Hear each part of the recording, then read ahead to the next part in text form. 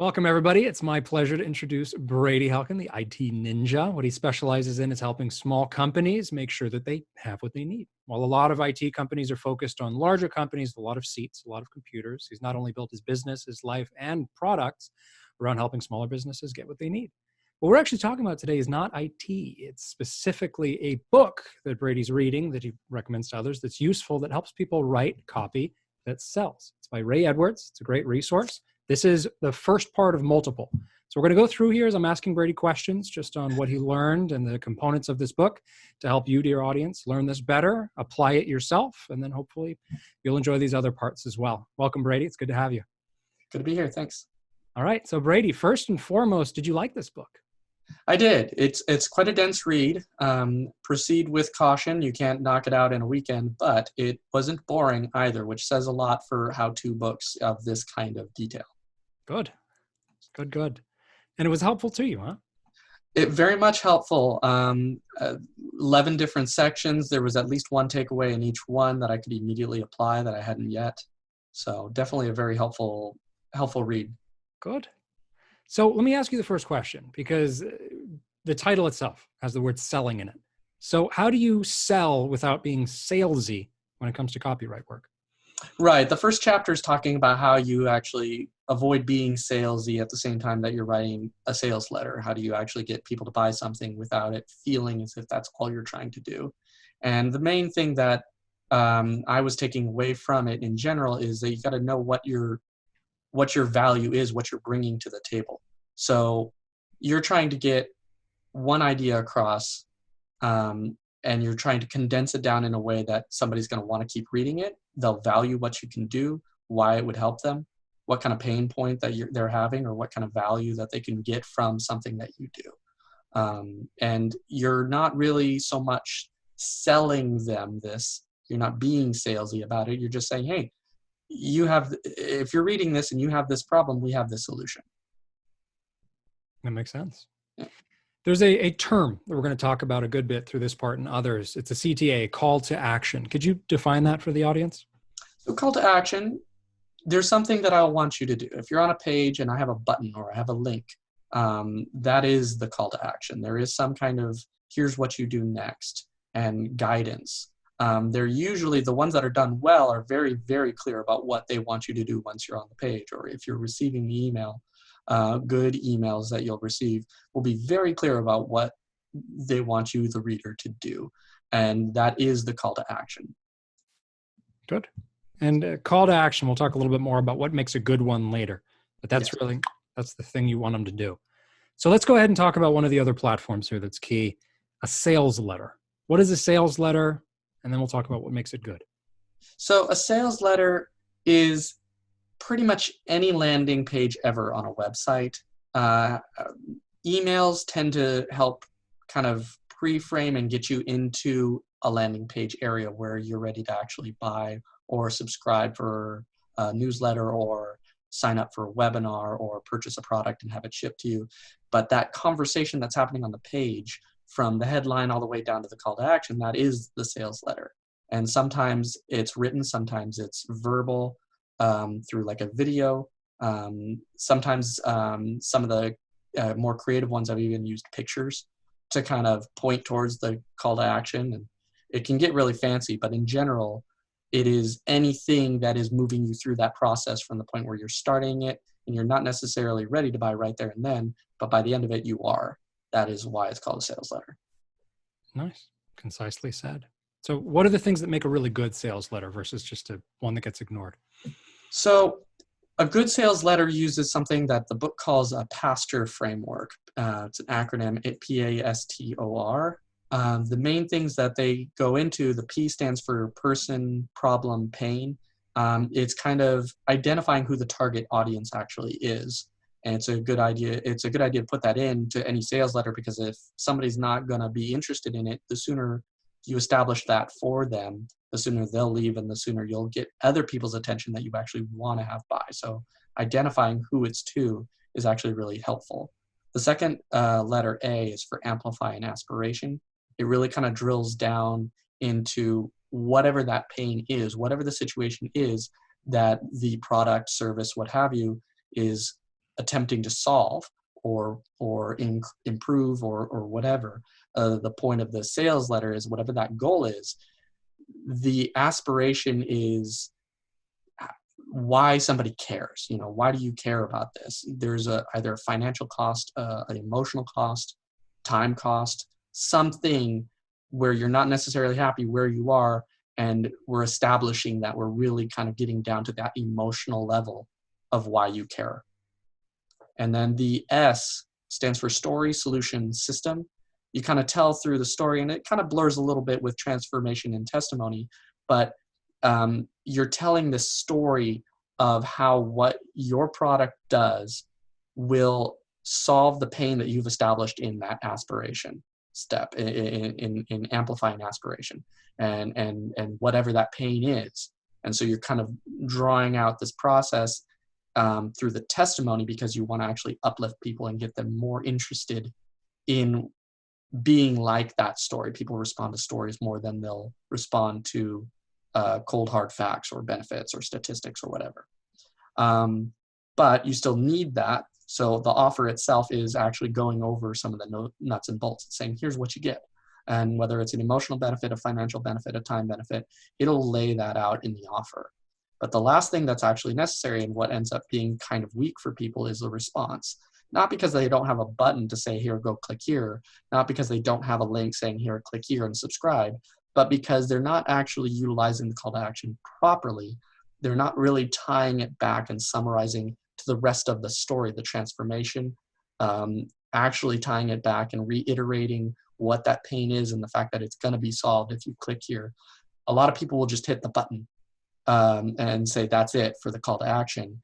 And it's actually your opportunity in one really brief statement to go, the whole process, the whole pasture complex framework can be put right there in that last sentence, and then the button, so that you're really just kind of drilling it in what they're getting out of the process. Well explained. And just as a side note, and this is something we'll say more now and later, if audience, you're curious, get the book, check it out. It's very in-depth. We could spend hours essentially reading it to you. It's that dense, but we're here to give you a good overall framework. So Brady, great explanation. Thank you for sharing that. What else? Is there anything else that comes to mind that makes a good sales letter? Makes it effective? I will say definitely get the book, because it goes into more detail than certainly we're doing here. I mean, the book itself, if you listen to it at 2x speed, still takes you 2.5 hours, and we're talking normal speed here. So, but there are certain elements of a sales letter that make it good. The second chapter is actually called Magic Building Blocks of the Perfect Sales Letter. But in general, there's a few key elements that I wanted to call out on that. One that I found really interesting was one of my primary takeaways actually from this chapter, was the pre-head, or what they were calling the eyebrow. And it's an opportunity before you even hit the headline. Headline I always assumed was the first thing that you're going to see. It's actually the pre-header that you're actually going to see, where you're calling out to your actual audience in as succinct a way as possible. 1-2 words maybe. An example would be for me, attention tech enthusiasts, or attention business owners, or solopreneurs. I'm going to pick something. I'm going to theme the whole thing around a solopreneur, and I'm going to say attention solopreneurs, and somebody's going to go, oh, huh? And then there's the headline. What's the actual headline? People usually have a good sense of what headlines to do, but that also comes up in the book. The third chapter actually does talk about headlines. But then the deck copy is it's called deck copy because it's a web design. It calls it above the fold. It's the larger text that comes after the headline. It's still very headline-y, but it isn't going into the pasture complex quite yet. It's still summarizing at that point. After that, you do some kind of transitional lead into the body, and that's where you actually have subheaders to help organize the content. A lot of people like to skim, that's why. You have the opportunity through the sales letter to build rapport, and that is the primary focus, is that if somebody doesn't bind with you emotionally, then what's the point in continuing to read? And cold hard data is not the kind of thing that really sells. That's somebody wants to do some research, they'll read it. But if somebody's going to actually be sold on the product or service, they need to actually have an emotional tie to it. So rapport is how you build that. In the same line as subheads, you want to use bullet points. The idea is you want to have a lot of space between statements so that it's easy to read, it's easy to skim, it's easy to get the idea of what somebody's reading. You don't want to make them feel like they have to swallow this big paragraph, essentially. Tied to the rapport is credibility, testimonials, social proof. If you can throw video, great. If not, see if you can get photos.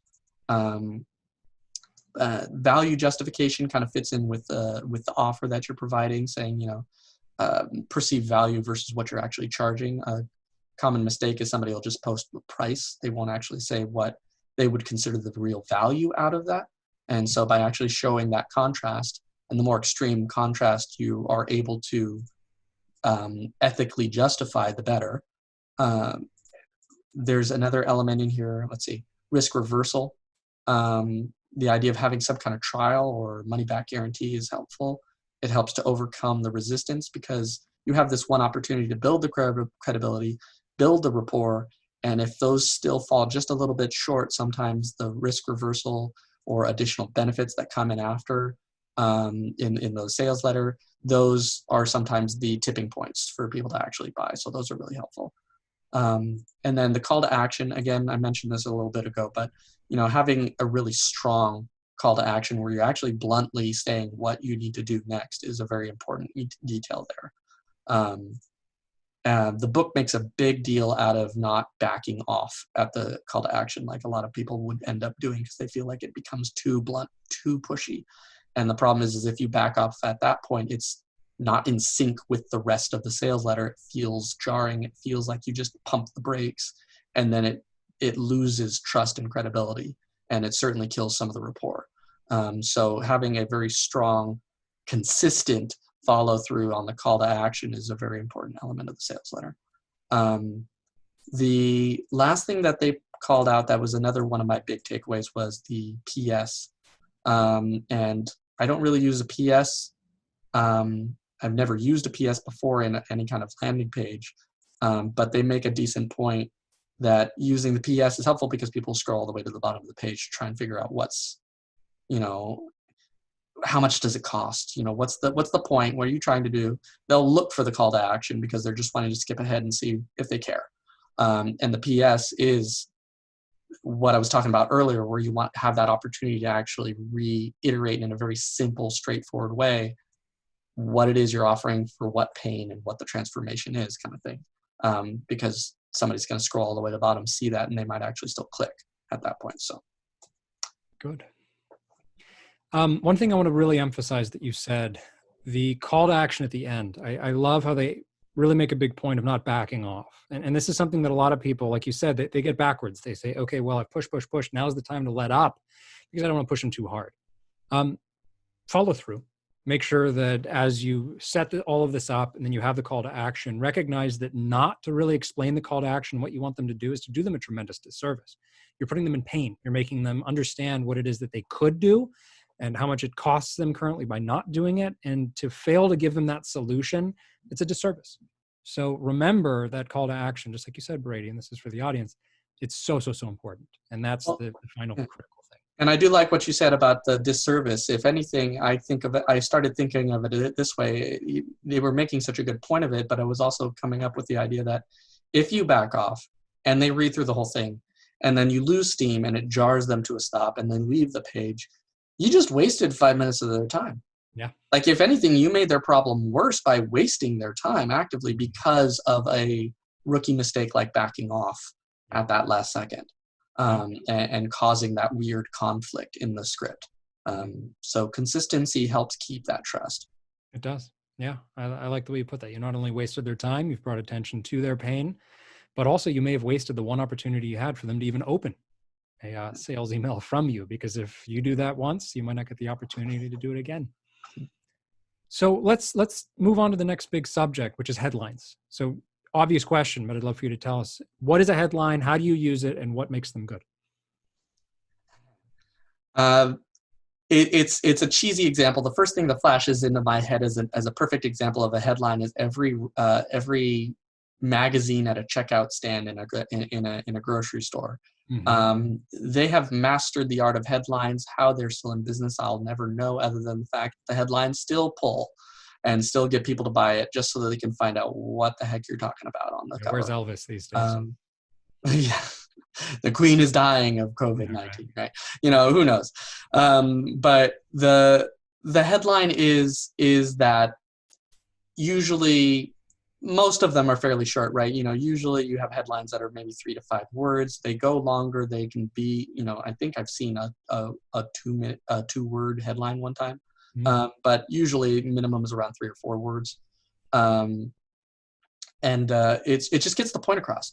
If you say one thing about your if you say have your headline say one thing and then the rest of your sales copy is going off on a tangent, it's a terrible. The headline has to really match what you're actually talking about, and it's sometimes a really big challenge when you're trying to do a few things with it.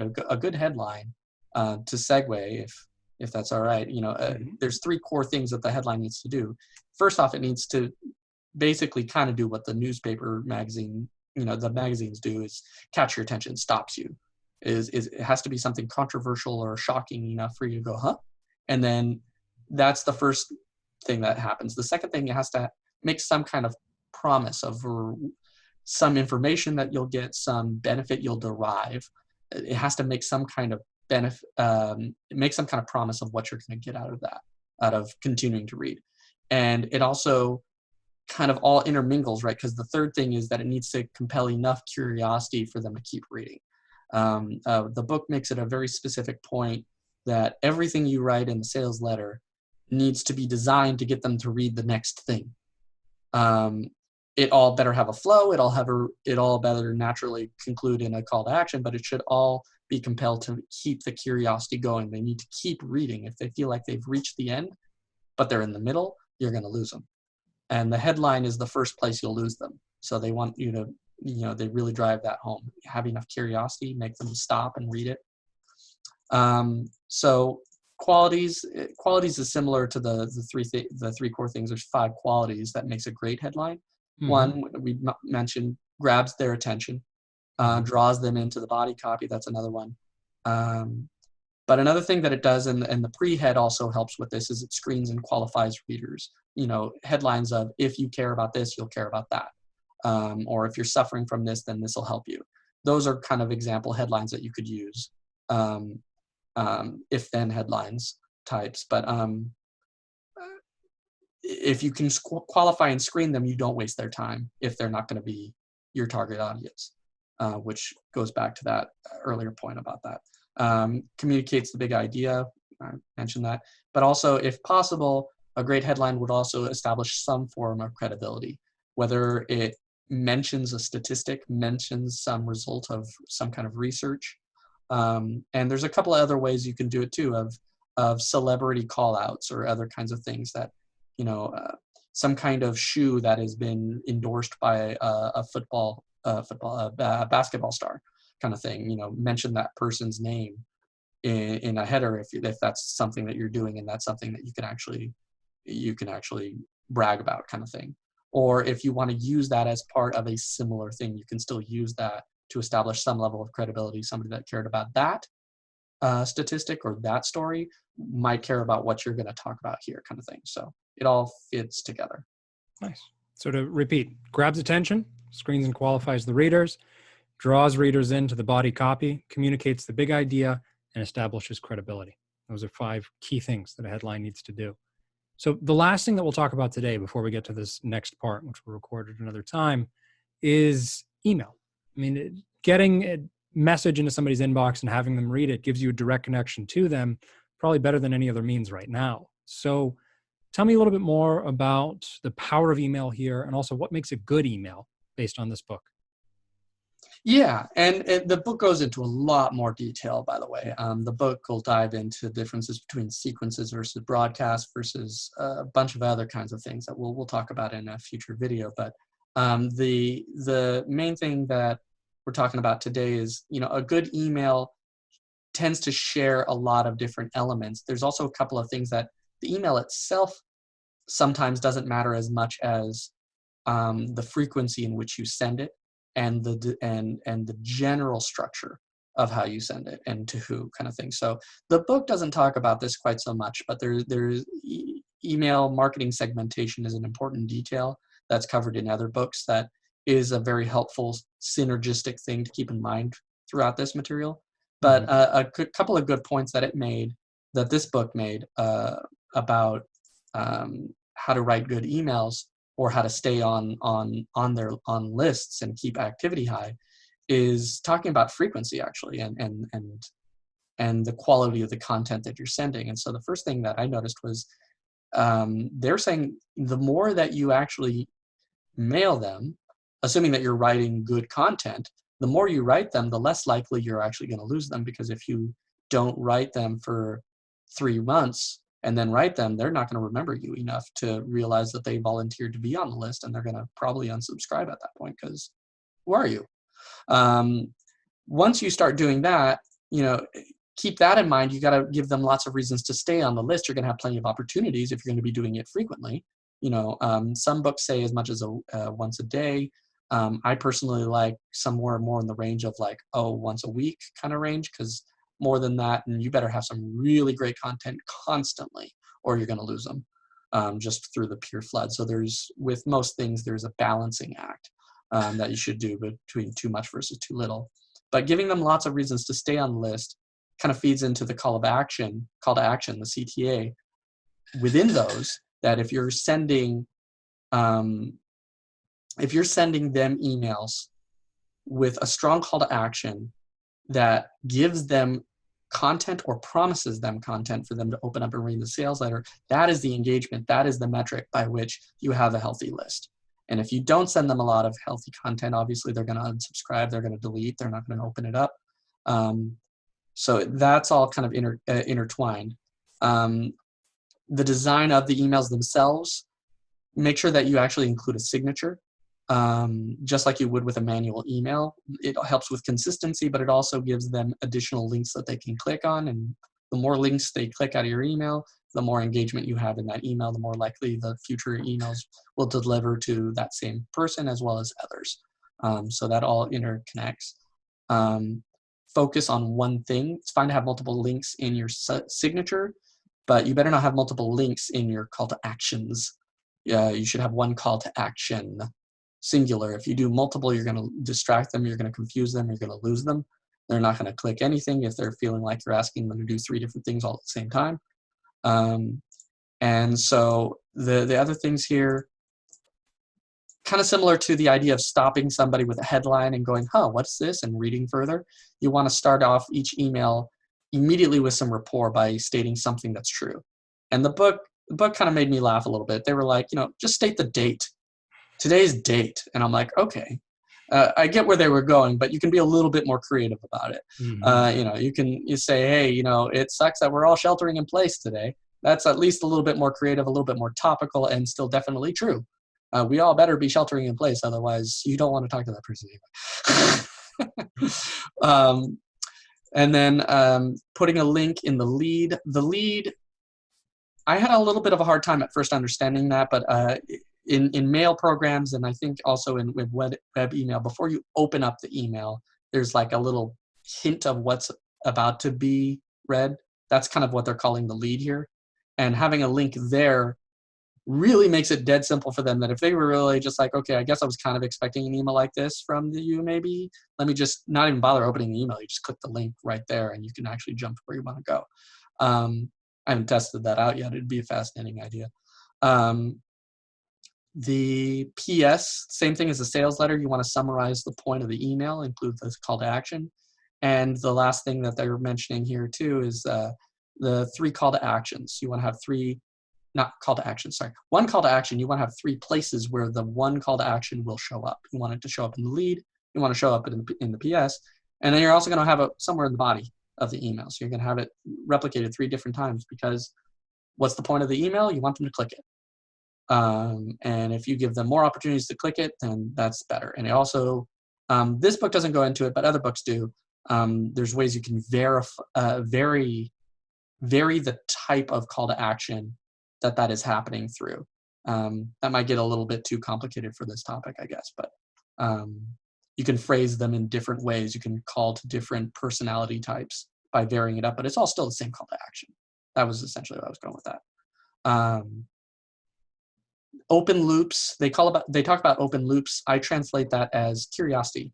If you set up a kind of open-ended question or open-ended statement, that they're really demanding an answer to that, some closure, they're going to click that link in order to close that loop. And ideally, it's going to be somebody in your target audience anyway for them to continue reading past the pre-header and the header, all that kind of stuff. Last thing it suggests, what I found interesting, is to format the emails the way that you do like the grammar and the punctuation and stuff like that, as if you're talking to a friend. If you make it too formal, too buzzy, too whatever, it's gonna look too polished. It's gonna look too ritzy. Versus if you act as if you're already one of their friends, it breaks past a little bit of that filter in people's heads of going spam. So Yeah. We want to make sure not to take it to the other extreme and use too many emojis either. yeah. Although there's some successful models that use that. I'm not their target audience. I'll put it that way. Me neither. Well, Brady, this is part one. This is really helpful. I'm really excited to go through the rest of this book with you. I'm excited that this has been useful for you. Here are a couple things that the audience can look forward to in the next video. We're not only going to talk about different ways and means of creating copy and the principles behind those. Of course, like we recommended in the beginning and in the middle, get the book. Get the book, read through it. We're happy to share with you these notes. But next section, the next part, I'm also going to ask Brady a couple questions from his expertise, IT-wise. For example, there's a certain way that you want to make sure that you include links in an email, because otherwise certain people may not open them, or it may actually be something that sets off certain warning signs. We'll talk a little bit about that. And we'll also talk about just the kinds of emails that we're all getting that we want to make sure to avoid. So that's a perfect transition into talking a little bit more about Brady's channel. Brady has a channel where he's talking about the principles of good IT, the ways that people can keep themselves safe. So Brady, can you tell us a little bit more about your channel and what people can expect if they go there after watching this video? So I wanted to be able to do something, especially during the shelter in place, but ongoing, to kind of keep people up to date with news and what's happening that might be shifting time-wise as we go through the shelter in place. Cybercrime is on the rise. It's important to keep on top of what's happening and have a better idea of how to protect yourself properly. But also I like the idea of empowering other people to learn more how to do their own IT. Quite a lot of my clients tend to wear the IT hat as well. And so having short little videos on how you do certain things is another helpful thing for the videos. So if you're interested, go check it out. Perfect. Well, Brady, I look forward to part two. I really look forward to talking more about your expertise and how it applies to copy. And thank you all for watching and being here.